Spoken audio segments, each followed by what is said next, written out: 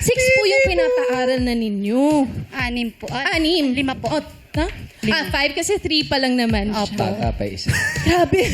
Nalito na ako. Kasi Six. in fairness, may mga bata ngayon 3 years old pa lang nag-aaral na. Kasi dapat talaga. Oo, 3 years old pa lang nag-aaral na. Tapos 6 years old humihinto na. Aga, napagod ako. Ubus na yung pera ng parent. Sa hirap ng buhay sa Pilipinas. Very important kasi yung early development. Kahit play lang. Yes, oo. Diba? Pakisalimuha. Very important ng early development. Yes, alam natin yan kahapon. Pwede naman tayong mga magulang na gumawa. Kantahan lang. If you're happy and Na parang naglalaro lang sila, di ba? Oo, play. So, 17 years old ang panganay mo. Yes po. Nasa kolehiyo na o nasa high school pa? Senior high po. Senior Grade 11. high. Senior high. May senior citizen ka naman sa bahay. Wala po. Wala. Oo. Dalawa kayong mag-asawang nagtatrabaho. Opo, construction worker po. Construction worker si Mister. Opo. May proyekto siya ngayon? Sinong contractor niya? Ayan na. Saan? Totoo naman na may may trabaho siya. Baka ghost project ang hawak niya. Nako, tapos hindi umuwi ng bahay.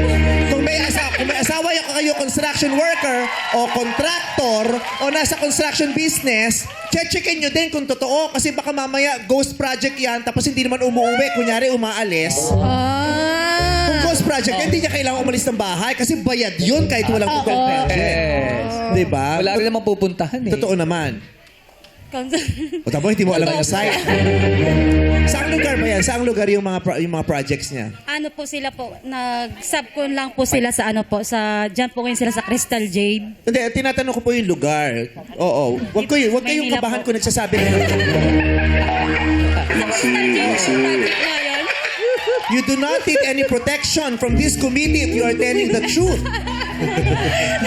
Kumbaga sa lugar. So, sinasabi ba niya, nagpapaalam ba siya pa, punta na akong kunwari, sa city, na gantong city ako pupunta kasi doon yung proyekto ko. Sinasabi naman niya kung saan siya bibiyahe. Stay in po kayo sa work. Ano po? Stay in? Opo, stay in po. Stay in Di daw. umuwi. Parang nakalock in sila doon. Stay in. Yung sweldo niya ba, diretso sa ATM o nakabayong to? Diretso po sa akin. Diretso sa'yo. Opo. Hindi naman nakabayong. Hindi naman po. naka-envelope, hindi naka-paper bag. Hindi naman po. Okay.